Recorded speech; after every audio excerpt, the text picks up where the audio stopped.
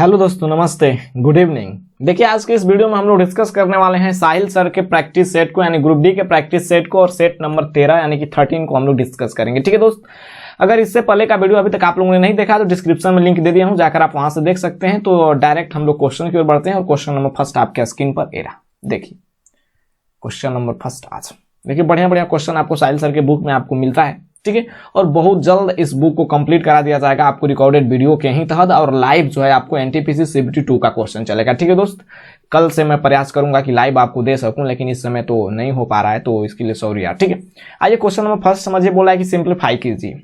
क्या बोला है? तो बोला है कि third root minus 2197 multiply by third root minus 125 और भागा का चिन्ह है यानी कि डिवीजन का साइन है, और थर्ड रूट 27 बटे में 512। सबका तो आप क्यूब रूट आसानी से याद निकाल सकते ही हैं, तो डायरेक्ट आपका आंसर हो जाएगा कौन? देखिए तो डायरेक्ट मार लीजिए।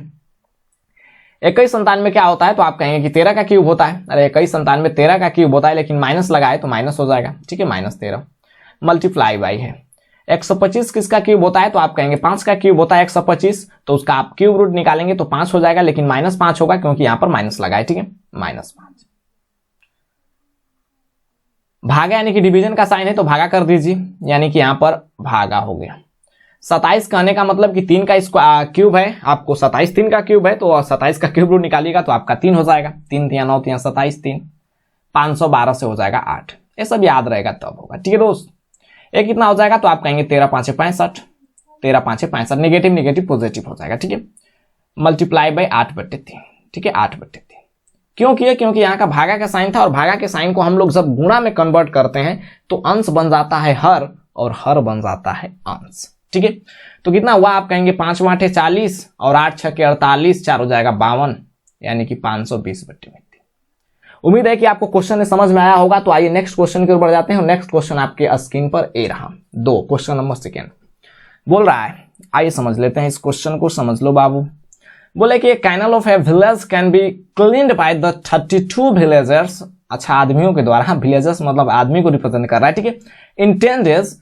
तो बोला कि the number of day in which 40 villager can clean the canal is. मेरे भाई टाइम एंड वर्क का बहुत ही सिंपल क्वेश्चन है, प्रोपोर्शन पर। डायरेक्ट इस क्वेश्चन को आप बना लीजिएगा। कैसे? देखिए क्वेश्चन आप हिंदी में एक बार पढ़ लीजिएगा।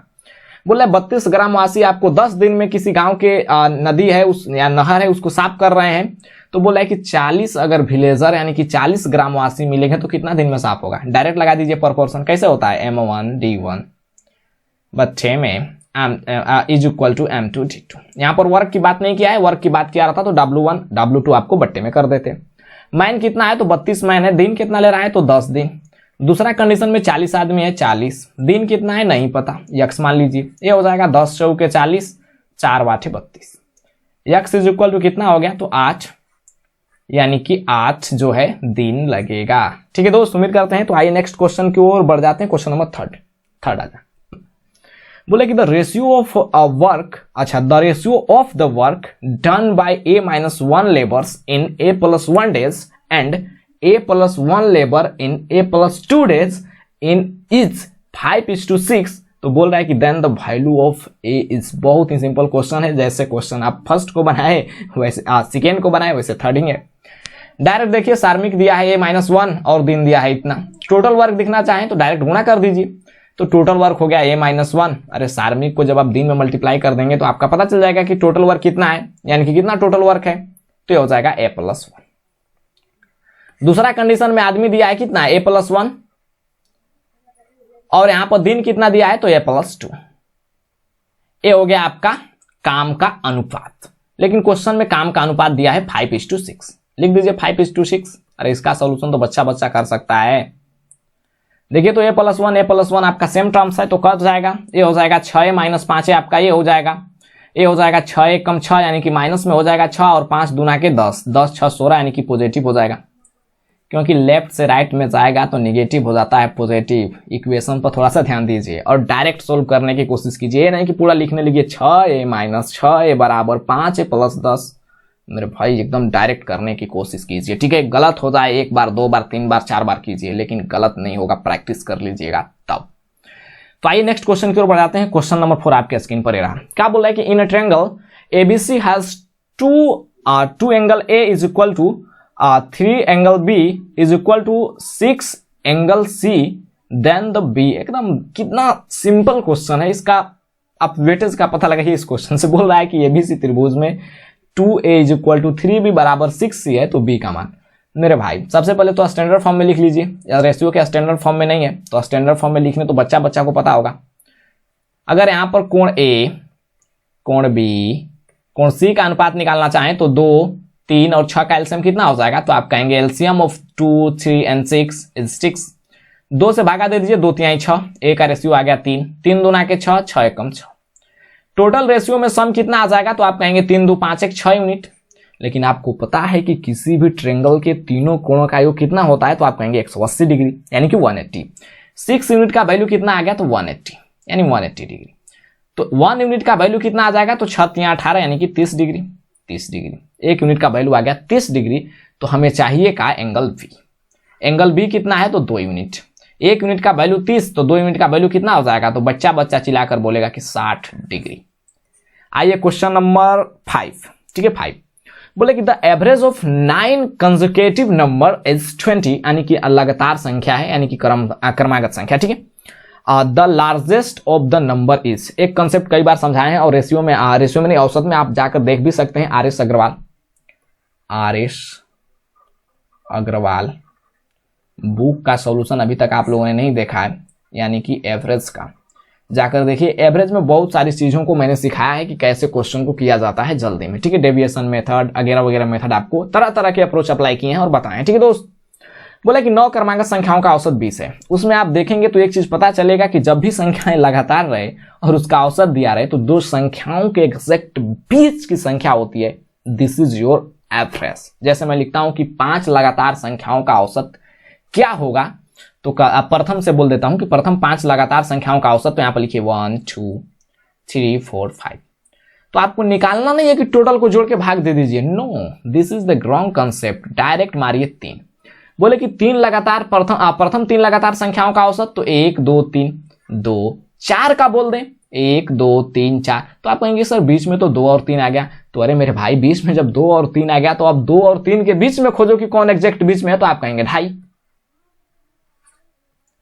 तो सारा चीज क्लियर हो ही गया, तो क्वेश्चन का आंसर दीजिए। अरे क्वेश्चन का आंसर दीजिए, देखिए बोला 9 क्रमांक संख्या है, 1 2 3 4 और यहां पर 5वां, 1 2 3 4 5वां, क्योंकि 4 इधर से छांट लिए लेफ्ट से और 4 राइट से, बीच वाला तो 5वां नंबर होगा। अरे बीच वाला तो 5वां नंबर होगा, ठीक है। तो बीच वाला 5वां नंबर है और इसका मान दिया है कि 20, एवरेज आ गया 20। और बोला है कि संख्या जो है लगातार है, कंजुकेटिव है, अच्छा कंजुकेटिव है, ठीक है, कंजुकेटिव है, ठीक है यानी क्रमागत है। तो इसके बाद आएगा 21 22 23 24 और यही तो आपसे पूछ रहा है कि सबसे बड़ी क्या होगा, तो आप कहेंगे 24, योर राइट आंसर। आइए नेक्स्ट।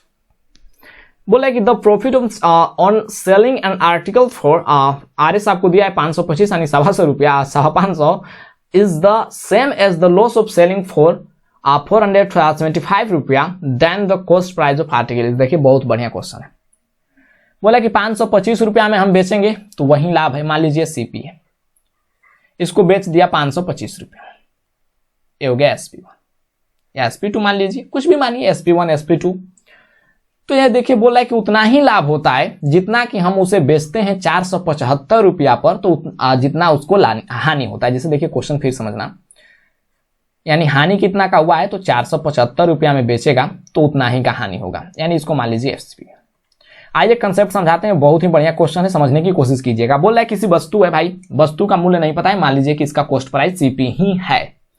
बोला कि उसको 525 रुपया में बेचने पर लाभ वही होता है जब उसे 475 रुपया में बेचने पर हानि जो है आपको सेम है, जब नहीं मतलब सेम है, ठीक है।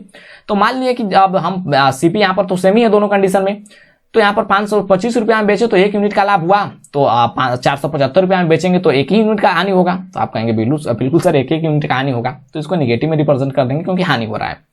टोटल कितना का चेंजेस आया, तो आप कहेंगे 2 यूनिट का, लेकिन क्वेश्चन में कितना का चेंजेस आया, तो SP1 से SP2 पर जाएंगे तो कितना का चेंजेस आएगा, 475 से 525 पर जाओ तो 50 का चेंजेस आए, 50 का चेंजेस आए। अरे 475 से 525 पर जाएंगे तो 50 का चेंजेस आएगा, तो आप कहेंगे बिल्कुल। 2 यूनिट का वैल्यू 50 रुपया हो गया, तो 1 यूनिट का वैल्यू कितना हो जाएगा, तो आप कहेंगे 25 रुपया। 1 यूनिट का वैल्यू 25 रुपया है। तो 1 यूनिट का जब वैल्यू 25 रुपया है मेरे भाई, तो सीपी को कितना होना पड़ेगा? तो आप कहेंगे सर कि 525 में से 25 रुपया को घटा दीजिए तो सीपी हो जाएगा 500, क्योंकि 500 की वस्तु को 525 रुपया में बेचेंगे तो 25 रुपया का लाभ होगा। और वही बात यहाँ पर भी कंडीशन सेटिस्फाई हो गया, क्योंकि आप 500 की वस्तु को 475 रुपया में बेचेंगे तो यहाँ पर उतना ही हानि हो रहा है, यानी कि 25 रुपया का हानि हो रहा है। अरे समझ में आया? अगर यहाँ से 525 में से अगर लाभ हो रहा है तो घटाएंगे तो आ जाएगा 500, लेकिन यहाँ पर SP1 जो है ये हानि हो रहा है, तो 475 में हम 25 रुपया जोड़ देंगे तो चले जाएंगे सीपी पर। तो ये आपको बहुत ही बढ़िया लाजवाब मेथड था।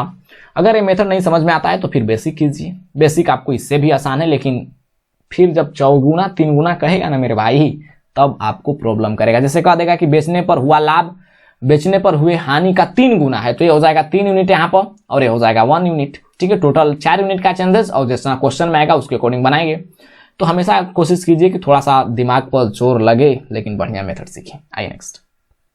देखिए बहुत बढ़िया क्वेश्चन था। इस क्वेश्चन में मैं कंफ्यूज हो गया था एक्चुअली। ठीक है, इस क्वेश्चन को जब मैं देखा बनाने से पहले मैं एक बार क्वेश्चन को देखता हूँ, तो देखा तो मैं कंफ्यूज हो गया, मेरा आंसर नहीं मिल रहा था। तो मैं पलट कर उसके पीछे देखा तो कहा कि हाँ यार ये तो मैंने पढ़ा नहीं। ठीक है, क्या बोला है कि what is the coordinate of the in centre of the triangle. In centre आपको पूछा था, इन सेंटर यानी कि angle by sector. Angle by sector कैसे लिखा था? ठीक है, ठीक था, यानी एंगल बाई सेक्टर यहां पर पूछा है। और मैं बार बार इसका जो है अप्रोच अप्लाई कर रहा था, यानी कि सेंट्रोइड का। लेकिन सेंट्रोइड और एंगल बाई सेक्टर में बहुत बड़ा फर्क होता है। देखिए एंगल बाई सेक्टर का पहले कंसेप्ट समझाते हैं। यहां पर ए है, बी, बहुत बढ़िया क्वेश्चन है, सोल्यूशन पर नहीं जाइए, क्वेश्चन समझिए। बी है और सी। एंगल बाई सेक्टर कहने का मतलब है कि बी का समद्विभाजक यहां पर मिल गया, ए का समद्विभाजक यहां पर मिल गया दोनों, और सी का समद्विभाजक यहां पर मिल गया। यानी तीनों कोण का समद्विभाजक जहां पर मिलते हैं उसी पॉइंट को हम लोग बोलते हैं एंगल बाइसेक्टर, यानी कि इन सेंटर ऑफ द ट्रायंगल। ए आपका बिंदु हुआ इन सेंटर ऑफ द ट्रायंगल हुआ। ठीक है, तो उम्मीद है कि बात आप समझ गए होंगे। तो इसको निकालते कैसे हैं? तो आइए समझते हैं। ए के सामने वाली भुजा के सबसे पहले तो वर्टेक्स इसका लिख लेते हैं। कितना कितना दिया है? 3 4, यानी कोऑर्डिनेट। अरे ए का वर्टेक्स आपको दिया है, वर्टेक्स ए बराबर दिया है 3 4, और यहाँ पर बी बराबर दिया है 3 7, 3 7 लिख लो मेरे लाल। सी बराबर स्किप कीजिएगा ना तो क्वेश्चन नहीं समझ में आएगा, बोल देना पहले। ठीक है, 7 4। ए के सामने का भुजा ए होता है, बी के सामने का भुजा बी होता है, यानी कि भुजा की लंबाई को रिप्रेजेंट कर रहा है। ठीक है, तो याद रखना एकदम। सी के सामने की भुजा सी। ऐसा कोई मान्य नहीं है कि हम एबीसी ही रखेंगे, एक फॉर्मूला बन गया है एबीसी के टर्म में, इसलिए मैं एबीसी लिख रहा हूं। ठीक है, आप चाहें तो X Y Z P Q R दुनिया जहान कुछ भी रख देते हैं। जैसे देखिए यहां पर मैं मेरे हाथ में जो है पेन है, पेन है, तो मैं आप समझते हैं कि ये पेन है, तभी ना मैं बोल पा रहा हूं कि सर ये पेन है। अगर आप समझते कि नहीं this is the pen, this is not pen, this is the dog, तो अगर आप समझते इसको कुत्ता, तो मैं इसको क्या बोलता कि कुत्ता है। तो वही बात कहे कि इसके आगे का वैल्यू जो है, यानी ए के सामने का ये भुजा जो रिप्रेजेंट कर रहा है उसको आप समझते हैं कि ए से रिप्रेजेंट किया है, इसलिए मैं लिख रहा हूं ए, वरना मैं तो कुछ भी लिख सकता था, मेरी मर्जी। ठीक है, उसी प्रकार से जैसे मैं लिख देता हूं एक्स वाई और यहां पर लिख देते हैं 3 4, तो आप समझते हैं कि सर जब भी आप कोऑर्डिनेट को लिखेंगे तो 3 4 के फॉर्म में लिख दिए, तो 3 आपको रिप्रेजेंट करेगा एक्स कोऑर्डिनेट को और 4 रिप्रेजेंट करेगा वाई कोऑर्डिनेट को, क्योंकि पहले से ही ये मान्य है। अगर आप कहेंगे कि नहीं सर मैं तो नहीं मानूंगा, तो इसको मानूंगा मैं वाई और इसको मानूंगा एक्स, मेरे भाई कोई प्रॉब्लम नहीं है, फिर क्वेश्चन आपका उल्टा बनेगा, आप उल्टा हर जगह काम कीजिए, बात खत्म। तो यहां पर मान लिए कि ए है। आइए सूत्र समझते हैं। यहां पर वर्टेक्स दे दिया, तो अगर हम डिस्टेंस निकालने की बात करें, यानी ए का वैल्यू निकालने की बात करें, तो ये बी और सी के बीच का डिस्टेंस ही है, क्योंकि ये बीसी का वैल्यू ए को माने हैं। अरे बीसी यहां पर लेंथ है और बीसी का वैल्यू ए मान लिए। तो आपको पता है कि दूरी फार्मूला क्या होता है, तो x2 - x1 का whole square plus y2 - y1 का होल स्क्वायर, दोनों को जोड़ देंगे और रूट अंडर में कर देंगे। ये कोऑर्डिनेट ज्योमेट्री का बहुत ही फेमस फार्मूला, इस फार्मूले पर कई बार क्वेश्चन पूछता है और पूछेगा भी। ठीक है, तो यहाँ पर x2 - x1 यानी 7 में से 3 गया 4, 4 का स्क्वायर 16, y2 - y1 तो 4 में से 7 गया -3, -3 का स्क्वायर कितना हो जाएगा 9, तो 9 रूट अंडर कर दीजिए, तो हो गया 25, 25 का वर्गमूल 5, ए का वैल्यू हो गया 5। अगर बी का निकालना चाहें तो x2 - x1 किसी में से घटाइएगा, जरूरी नहीं है कि x2 - x1 का होल स्क्वायर होगा, आप x1 - x2 का भी होल स्क्वायर कर सकते हैं। कई बार इन चीजों को समझा चुका हूं, फिर भी समझा रहा हूं। क्यों? क्योंकि जब माइनस में आएगा, जैसे हमें घटाना है 5 में से 4, 1 बचाना, 1 का स्क्वायर 1 होगा, लेकिन हम 4 में से 5 घटा दिए, तो -1 बचा, लेकिन फिर भी हमें तो स्क्वायर करना है तो पॉजिटिव आना जाएगा मेरे लाल। तो आप कहेंगे बिल्कुल सर, ठीक है। तो 7 में से 3 गया 4, 4 का स्क्वायर कितना हो जाएगा, तो आप कहेंगे 16। अरे 7 में से 3 गया 4, 4 का स्क्वायर 16, और 4 में से 4 जाएगा 0, और 0 का स्क्वायर 0, तो रूट अंडर 16 हो जाएगा, तो इसका वर्गमूल हो जाएगा 4। दूरी फार्मूला याद होना चाहिए, x2 - x1 का whole square plus y2 - y1 का होल स्क्वायर, और दोनों को जोड़कर रूट अंडर में कर दीजिए, बात खत्म, ठीक है। आइए इसका समझते हैं। तो 3 - 3 आपका 0 का स्क्वायर हो जाएगा, और 7 में से 4 घटेगा 3, 3 का स्क्वायर 9, 9 का वर्गमूल हो जाएगा 9 का वर्गमूल 3। चलिए आप समझिए, फार्मूला की ओर आइए। ए फार्मूला क्या कहता है कि a1x2 plus b1x2, a1x2 plus a1x1 माफ कीजिएगा, a1 यहाँ पर a1 a2 a3 के टर्म में मैं नहीं रिप्रेजेंट किया हूं, मैं abc के टर्म में रिप्रेजेंट किया हूं, इसलिए फार्मूला इस फॉर्म में बनाए। आप a1 a2 a3 के फॉर्म में रिप्रेजेंट करते तो फार्मूला आपका a1 a2 के अकॉर्डिंग बनता है। वही तो बोल रहा था कि फार्मूला आपको पहले से ऐसे करके डिजाइन किया गया है, तो इसके अकॉर्डिंग हम abc मान रहे हैं, वरना आप कुछ भी मान सकते हैं, तो फार्मूला में भी कुछ भी आप लिखना पड़ेगा। अरे घास भूसा जो मानोगे वही ना लिखोगे, तो आप कहेंगे बिल्कुल ठीक है। तो ax1 plus bx2 plus cx3 बट्टे में होता है a plus b plus c, और y कोऑर्डिनेट के लिए देखा जाए तो ay1 वहीं डायरेक्ट हो जाएगा, x1 के जगह पर y1 y2 y3, ठीक है। और सारा कुछ सेम होता है जैसे सेक्शन फार्मूला में हम लोग करते हैं, ठीक है दोस्त। तो a1 तो आपको यहाँ पर निकाल के बताया है, तो इसको छोड़ देते हैं, हम तो निकाल लिए हैं, ठीक है। तो यहाँ पर x1 कितना है, x1 समझिए, हम किसी एक से शुरुआत करते हैं। जैसे यहाँ पर कैसे शुरुआत किया है, a से शुरुआत किया है, इसको मान लीजिए x1, तो ये हो जाएगा y1, ठीक है। उसके बाद यहाँ पर x2 है, सही है सब है। y को देखिए, y कहाँ से शुरुआत किया है, ठीक है, इसको b से शुरुआत किया है, तो b को मान लीजिए x2, जहां से शुरुआत किया है जहां से मान लीजिए, और ये हो जाएगा y2, ये हो जाएगा x3, ये हो जाएगा y3, ठीक है। थोड़ा सा समय ले रहे हैं आपका, तो आपको भी समझ में आना चाहिए, ठीक है दोस्त। ये नहीं कि मैं सिर्फ बक रहा हूं और आपको कुछ समझ में आइए नहीं रहा है। तो इसको तो गोली मार देते हैं। यहाँ पर x1, a का वैल्यू 5 है, x1 कितना है 3, 5 3 15 हो गया। bx2, b कितना है 4, और x2 कितना है तो 3 4 3 12, यानी कि सारा कुछ मेरे अकॉर्डिंग ही लिख रहा है, या क्वेश्चन के अकॉर्डिंग मैं लिख रहा हूं, आंसर के अकॉर्डिंग, ठीक है। तो इन सारे टर्म्स को जोड़ लिए और y कोऑर्डिनेट में भी इसी प्रकार से कर लिए, तो हो जाएगा 48/12 और 60/12, यानी कि 4 5 आपका आंसर हुआ। लेकिन यहीं पर एंगल बाइसेक्टर न लिखकर यहाँ पर पूछता कि what is the coordinate of centroid of a triangle whose vertex are 3 4 3 7 and 7 4। Centroid पूछता, सेंट्रोइड, ठीक है, सेंट्रोइड पूछता। तो सेंट्रोइड पूछता तो डायरेक्ट फार्मूला होता है x1 x2 x3 को जोड़ दीजिए और बट्टे में 3, और y कोऑर्डिनेट के लिए y1 y2 y3 के जोड़ दीजिए बट्टे में 3। सेंट्रोइड पूछता तो ये फार्मूला लगाते x1 plus x2 plus x3 बट्टे में 3, y1 plus y2 plus y3 बट्टे में 3। लेकिन जैसे ही एंगल बाइसेक्टर पूछ दिया, ए वाला फार्मूला अप्लाई कर दिएगा। ax1 डायरेक्ट साइक्लिक है, ax1 plus bx2 plus cx3 बट्टे में a plus b plus c, और एक फार्मूला याद हो गया x कोऑर्डिनेट के लिए, तो y कोऑर्डिनेट के लिए तो डायरेक्ट आपका abc तो वहीं रहेगा, और x1 के जगह पर y1, x2 के जगह पर y2, और x3 के जगह पर आप y3 लिख दीजिए, ठीक है, और बट्टे में bc रबे करेगा। दोस्त बहुत ही आसानी से समझाने का कोशिश किया इस क्वेश्चन को, अगर नहीं समझ में आता है तो पूछ लेना मेरे से टेलीग्राम पर। आइए नेक्स्ट, बोला कि the sum of money become 402 year and 5500 in 4 year 6 month at the same rate of the simple interest per annum, the rate of the simple interest a. देखिए कितना बढ़िया क्वेश्चन है, और ऐसा क्वेश्चन आपसे पूछते रहता है हमेशा। सिंपल असाधारण ब्याज का बहुत ही बढ़िया क्वेश्चन है, में आसान है लेकिन बढ़िया है। कोई राशि जो है एक ही साधारण ब्याज की दर से 2 वर्षों में 4000 हो जाती है।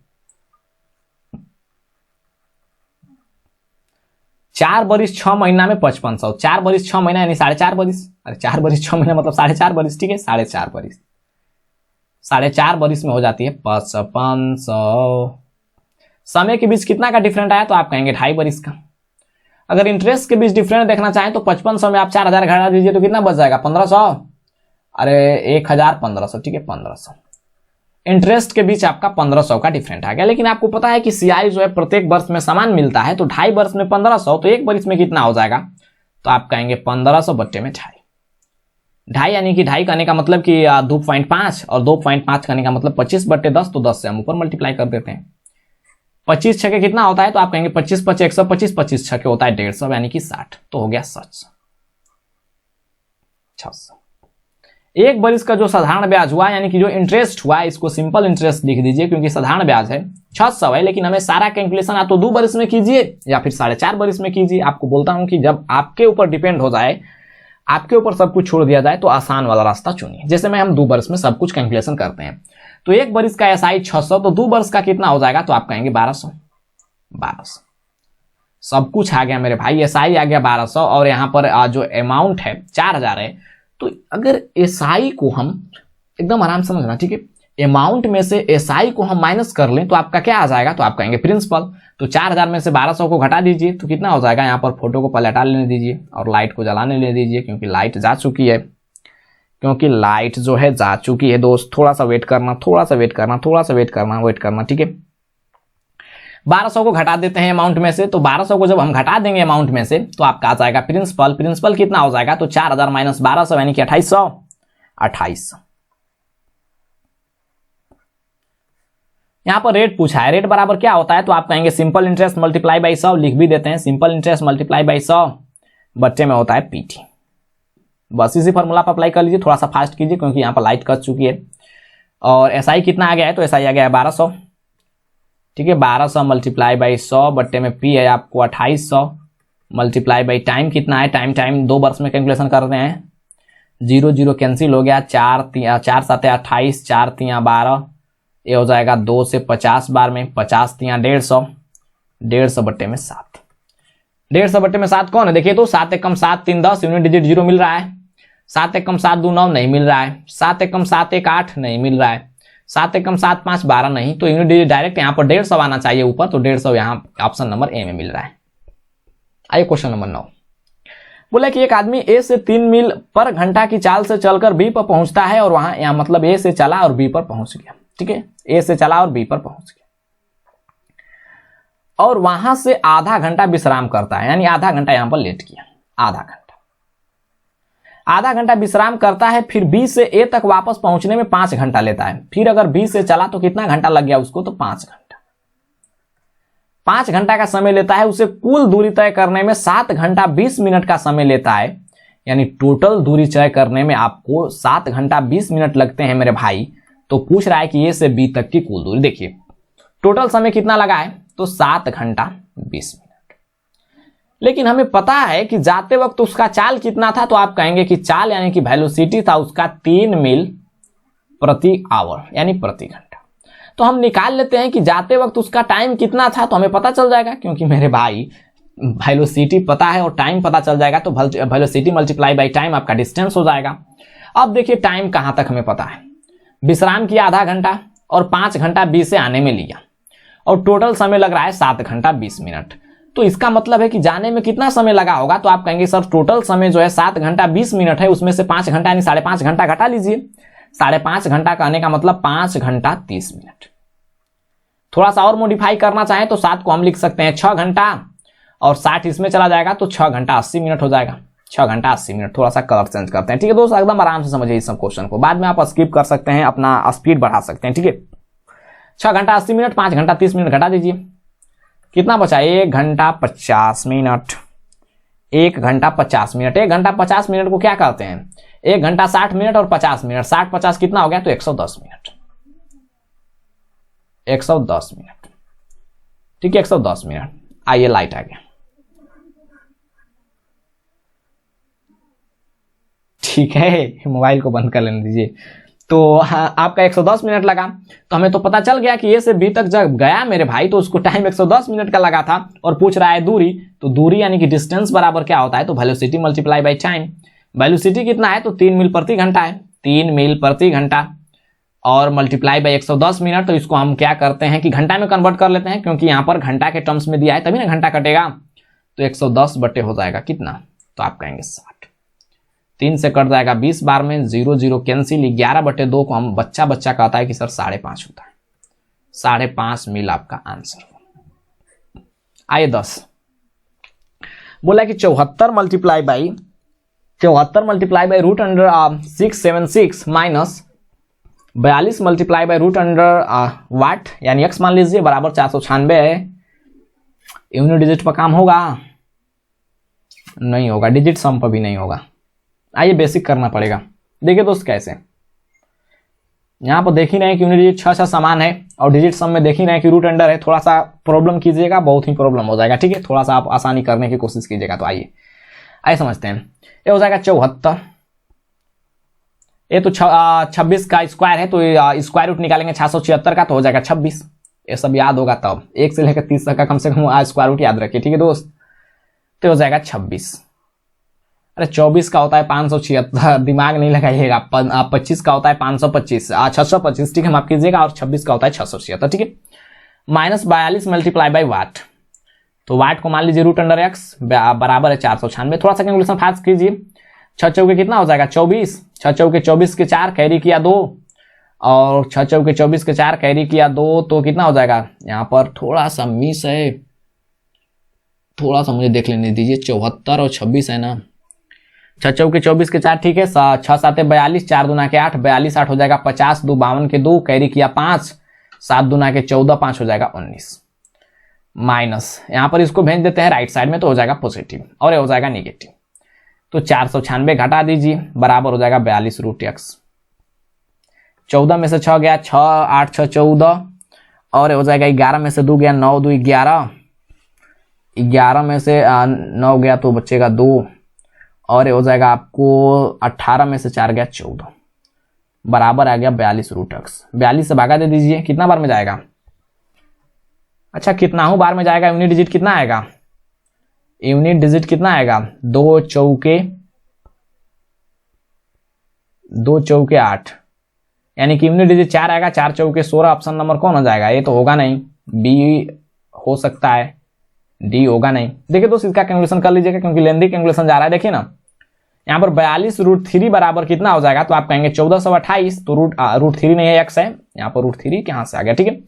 तो रूट एक्स बराबर क्या हो जाएगा, तो 1428 बट्टे में 42, यानी कि पूरा पूरा कटेगा, तो यूनिट डिजिट आ जाएगा 2 चौके 8, यानी कि 4, और यहाँ पर स्क्वायर रूट है, स्क्वायर रूट हटाएंगे तो स्क्वायर करेंगे दोनों तरफ, तो 4 का स्क्वायर 16, यानी कि या तो आंसर बी आ सकता है या फिर सी। तो रिस्क लेना है तो लीजिएगा, कैलकुलेशन करना है तो कीजिएगा, पूरा कैलकुलेशन करेंगे तो आपका आएगा 34 बार में कटेगा, और 34 का स्क्वायर तो बच्चा कहेगा कि 1156 होता है, ठीक है। बढ़िया क्वेश्चन था लेकिन कैलकुलेटेड था।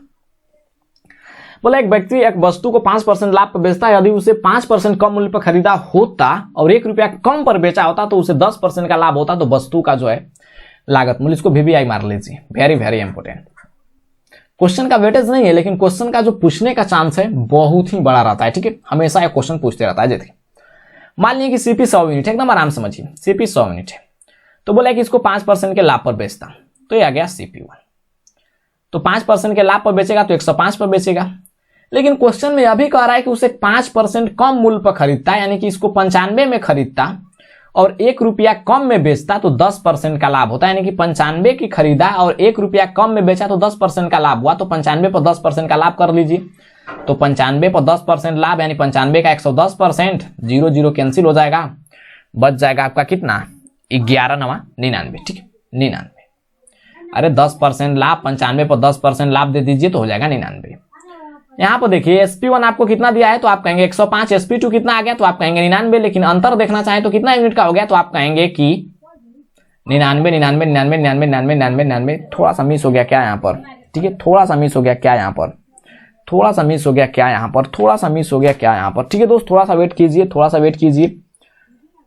यहां पर ठीक है 99 का 110% निकालना था ना, ठीक है। यहां पर एकदम आराम से समझिए, एकदम आराम से समझिए, 99 का 110%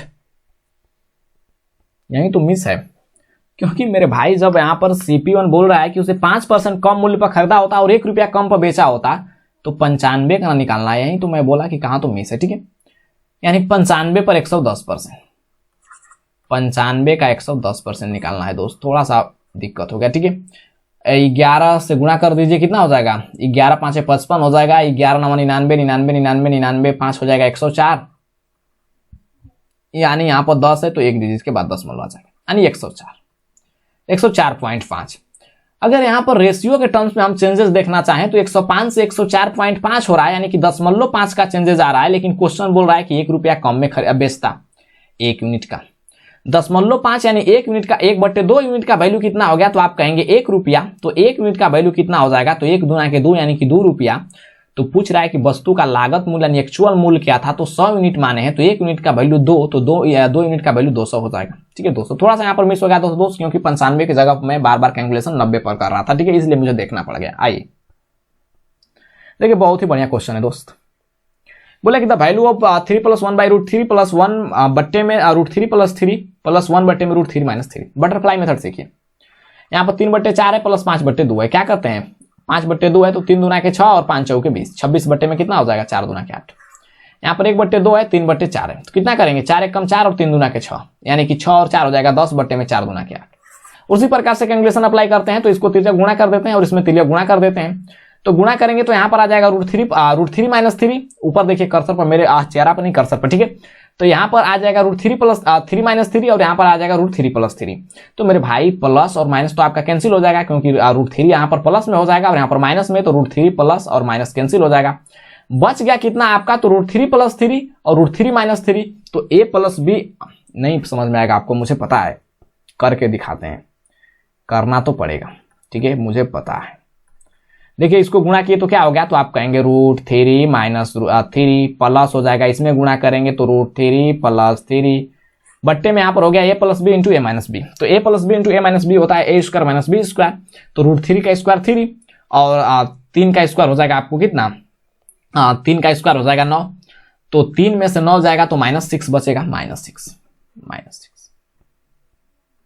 ये कितना हुआ, 3 कैंसिल हो गया, बच गया कितना, तो आप कहेंगे 3 प्लस, कैलकुलेशन आपको करने के लिए इतना कर रहा हूं, एक लाइन में आप आंसर लिखते हैं। ठीक है दोस्त, समझिए कैसे, +1/√3 यहां पर हो जाएगा, निगेटिव चला जाएगा ऊपर तो माइनस का साइन लगा दीजिए, तो हो जाएगा √3 जुड़ जाएगा तो 2√3 बट्टे में कितना हो जाएगा, तो आप कहेंगे 6, क्योंकि माइनस तो चला गया ऊपर। क्या करना है कि बेस को बराबर कर लेना है। कई बार बोलता हूं मैं और आज भी बोल रहा हूं कि जब भी कैलकुलेशन जो है थोड़ा सा आपको हार्ड लगने लगे तो बेस को बराबर कर लीजिए। जैसे देखिए यहाँ पर √3 है और यहाँ पर 6 है, तो हम क्या करते हैं कि पूरे बेस को बराबर करना चाहें, यानी बेस जो है आपको 6√3 होना पड़ेगा। ठीक है, बेस को 6√3, सिंपल तरीका से बोलें तो बट्टे पर का जोड़ कर लीजिए, बस बात खत्म। तो यहाँ पर 3 दिख रहा है, ठीक है, और बेस में 1 है, तो हमें बेस को तो 6√3 करना है, तो 6√3 से गुणा करना पड़ेगा बेस में। लेकिन मेरे भाई ऊपर भी गुणा करना पड़ेगा ना, तभी ना दोनों टर्म्स काट के आपको 3/1 बनेगा। तो आप कहेंगे बिल्कुल, तो 6√3 से गुणा करेंगे तो कितना हो जाएगा, तो आप कहेंगे 3 रहा जाएगा, यानी 6 हो जाएगा 18 प्लस हो जाएगा √3। उसी प्रकार से √3 को 6√3 करना है, तो √3 मिल रहा है, तो √3 से तो मल्टीप्लाई करना नहीं पड़ेगा, 6 से गुणा करना पड़ेगा, तो ऊपर भी कर दीजिए 6 से गुणा, तो 6। ठीक है, 6 ये हो जाएगा 18 √3। मेरा भी दिमाग कभी कभी काम नहीं करता है। ठीक है, ये हो जाएगा माइनस, यहाँ पर 6 मिल रहा है तो √3 से मल्टीप्लाई करना पड़ेगा, तो √3 से मल्टीप्लाई करेंगे तो √3 हो जाएगा 3 और 3 दूना का हो जाएगा 6। ये तो हो गया निगेटिव पॉजिटिव। ठीक है, निगेटिव पॉजिटिव। ठीक है, निगेटिव पॉजिटिव। कुछ मिस हो रहा है क्या, कई बार तो मुझे मिस का ही प्रॉब्लम आ जाता है। ठीक है दोस्त, कई बार तो मुझे मिस का ही प्रॉब्लम आ जाता है। ठीक है दोस्त, सही है से आज रिकॉर्डेड वीडियो बहुत ही खतरनाक रहा। ठीक है, लाइव रहता है तो मस्त रहता है। ठीक है, ऐसे समझते हैं दोस्त कितना हो जाएगा, तो बट्टे में आपको बेस आपको 6√3 है, तो 6√3 हो गया, 6 कैंसिल हो गया, ये बच जाएगा 18√3, तो 18√3 बट्टे में 6√3, √3 कैंसिल हो जाएगा, 6 × 18 आपका राइट आंसर है। आइए थोड़ा सा फास्ट करते हैं, क्योंकि 12 पर ही हम लोग इतना ज्यादा समय ले रहे हैं। ठीक है दोस्त, आइए बोल रहा है कि if the cot A is equal to n बट्टे में n + 1 and cot B is equal to 1 बट्टे में 2n + 1, then what is the value of cot A + B। आइए tan A + B समझिए, tan A + B समझिए। tan A + B होता है tan A + tan B बट्टे में 1 माइनस होता है tan A × tan B। लेकिन वहीं पर cot A + B कर देगा। ठीक है, cot A + B कर देगा। ठीक है दोस्त, एकदम आराम से समझना। ठीक है, एक भी आप समय नहीं गंवाना।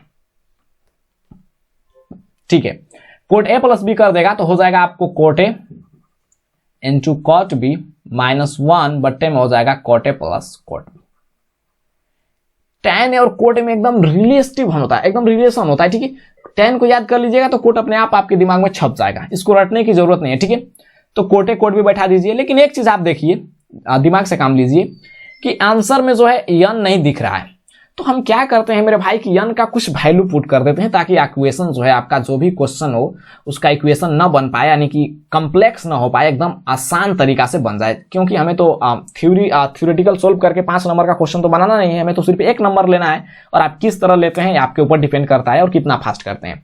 यहाँ पर कोटे इंटू कोट भी है, तो n बट्टे में n प्लस 1 करेंगे, 1 बट्टे में 2n प्लस 1 करेंगे, बहुत लेंदी कैलकुलेशन चल जाएगा। तो हम n का कुछ वैल्यू पुट कर देते हैं, 1 2 3 4 5 10,000 20,000 30,000, ठीक है। तो आपको बोले हैं कि आपके ऊपर जब आ जाए, यानी आपके मर्जी पर आ जाए कि आपको क्या करना है, तो हम बोलते हैं कि जब से आसान जो दिखे वही करना है। तो 1 पुट कीजिए या 2, 1 तो बहुत लोग पुट करते हैं, तो मैं 2 पुट करके दिखाता हूं, ठीक है। तो ये हो जाएगा 2 और ये हो जाएगा 3। तो कोटे बराबर कितना हो जाएगा, तो आप कहेंगे 2 बट्टे में 3, 2 बट्टे में 3। कोट भी कितना हो जाएगा, तो ये 2 पुट किए हैं तो 2 दूना के 4 1 5 हो जाएगा, तो 1 बट्टे में हो जाएगा 5, ठीक है। 1 बट्टे में 5 माइनस 1 बट्टे में कितना हो जाएगा, तो कोटे प्लस कोट भी, तो कोटे है आपको 2 बट्टे में 3 और कोट भी है 1 बट्टे 5। इसका कैलकुलेशन करेंगे तो 2 माइनस कितना हो जाएगा, तो 5 3 15 बट्टे में आ गया आपको 5 3 15, ये भी हो जाएगा 5 3 15 ऊपर। और ये कितना हो जाएगा, बटरफ्लाई मेथड, 5 दूना के 10 3 एकम 3, तो 5 दूना के 10 3 13, 15 15 कैंसिल और 2 माइनस 15 कितना हो जाएगा, तो आप कहेंगे -13, यानी कि -13 बट्टे में 13 कितना हो जाएगा, तो -1। आइए नेक्स्ट 14।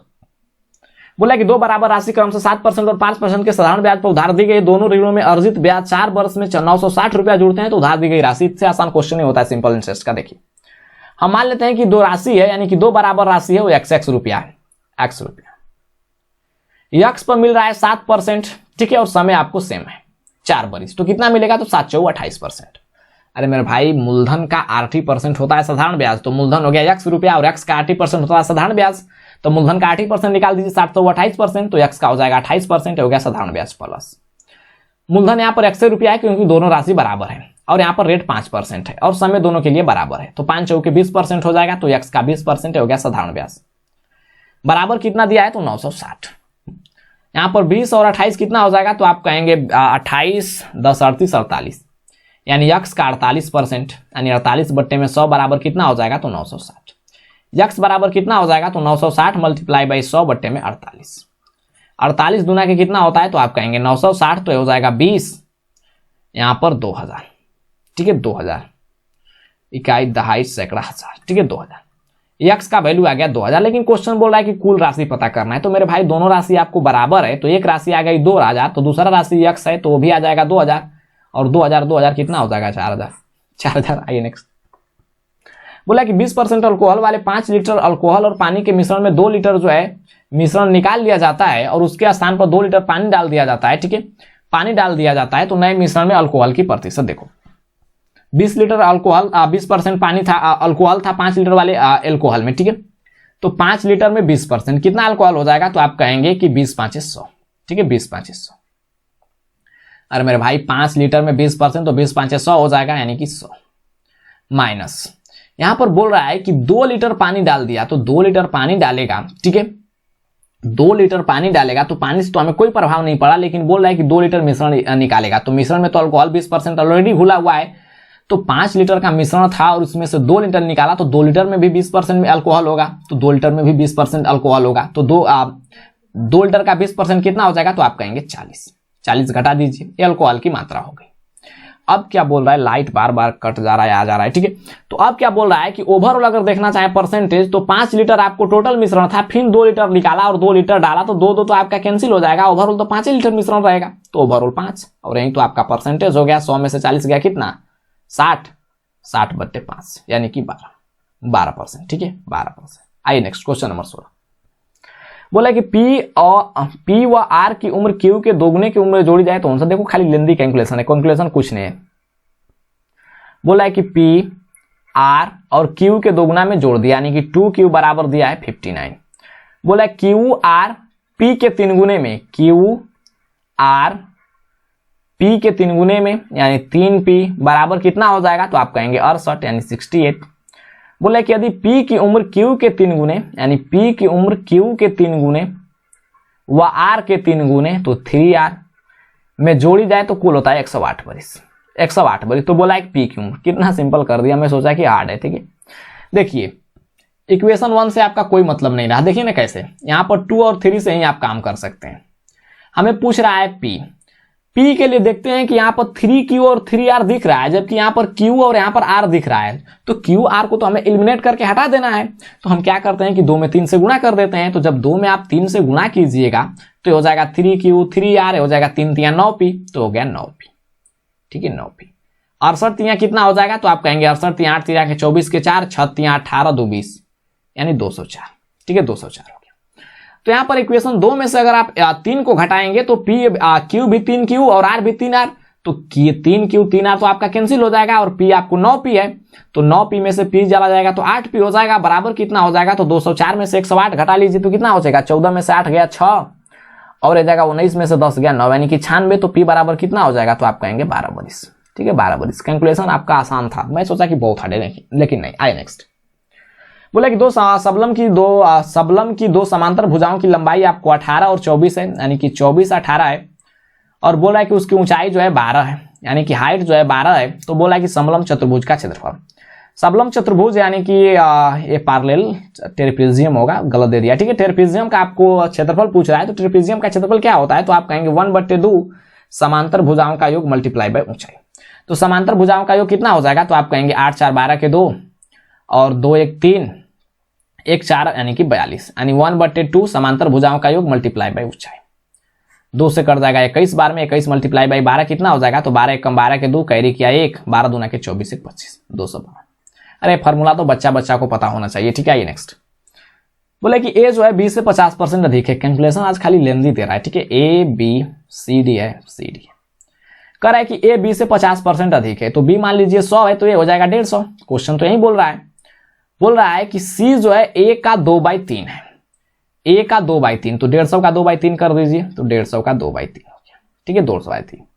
बोला कि D C से 60% अधिक है भाई, तो सबसे पहले C फाइंड कर लीजिए कि C है कितना, तो ये हो जाएगा 3, ये हो जाएगा 50, यानी कि 100 है। C 100 है, 100 से 60% अधिक कितना हो जाएगा, तो आप कहेंगे 160 है, D हो जाएगा 160।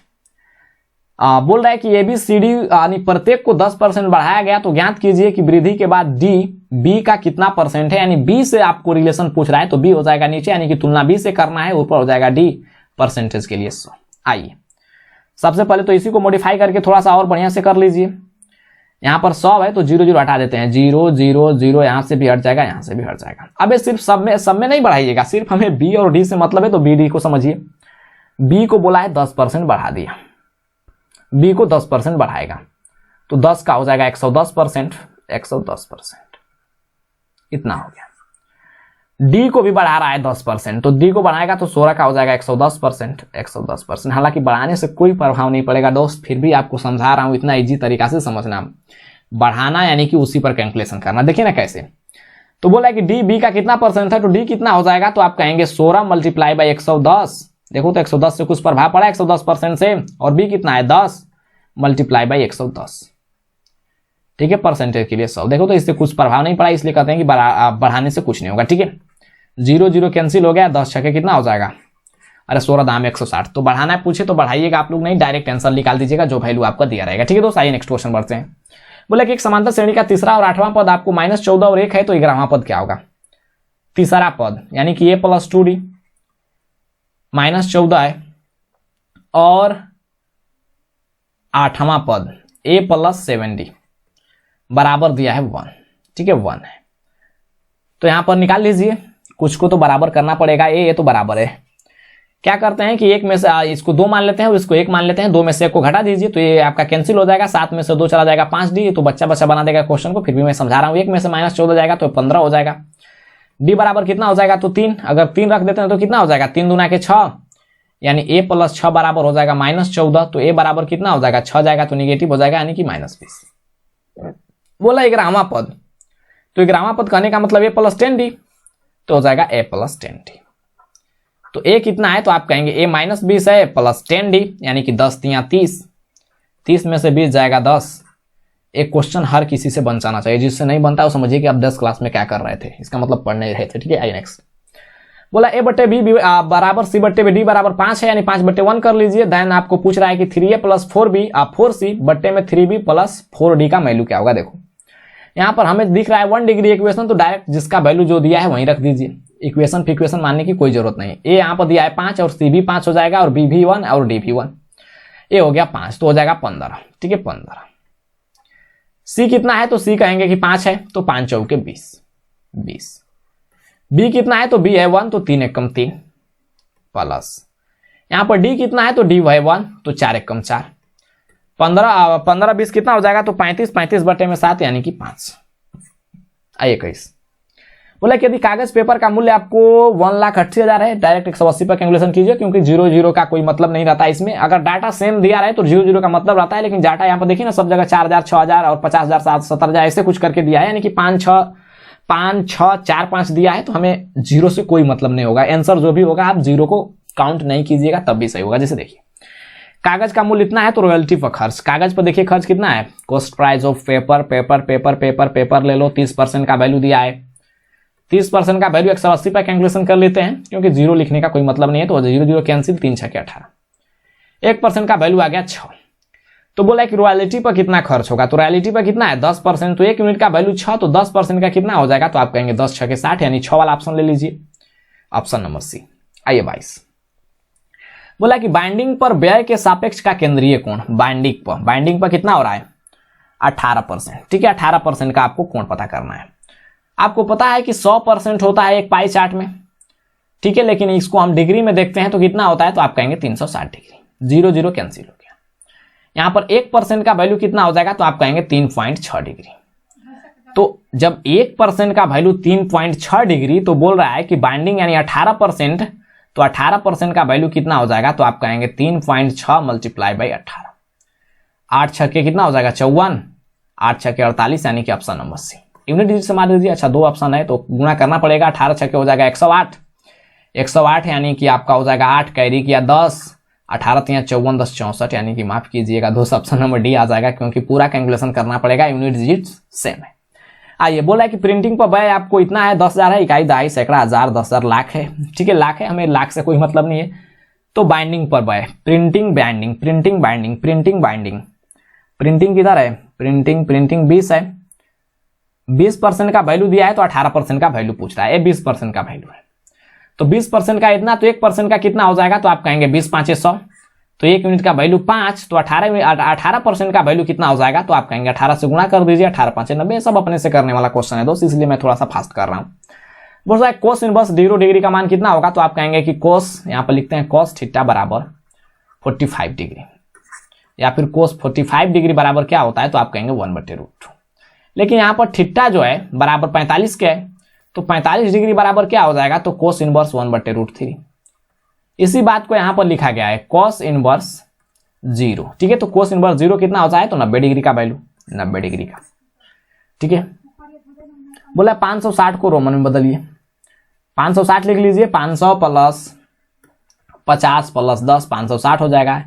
एक चीज आपको समझाए थे कई बार, फिर समझा दे रहा हूं और रोज समझाते ही हैं, XLCDM यानी 10 50 100 हो जाएगा 500, ये हो जाएगा 1000, ठीक है। 10 50 100 500 1000। 500 के लिए क्या है, तो आप कहेंगे टी। 50 के लिए क्या है, 50 के लिए देख लो, 50 के लिए यल है, 10 के लिए एक्स है, DLX हो जाएगा, DLX। तो ये रहा दोस्त आपका 25 से क्वेश्चन का सोल्यूशन यहाँ पर, तो इस बुक का। और नेक्स्ट वीडियो में हम लेकर आएंगे इसका सेट नंबर 14। तो ये रिकॉर्डेड वीडियो है, माफ कीजिएगा दोस्त, बहुत ही जल्द लाइव लेकर भी इसका भी आऊंगा कुछ सेट का, ठीक है। हाँ तब तक NTPC का आप लोग लाइव देखते रहिए। थैंक यू वेरी मच, ठीक है, थैंक यू वेरी मच।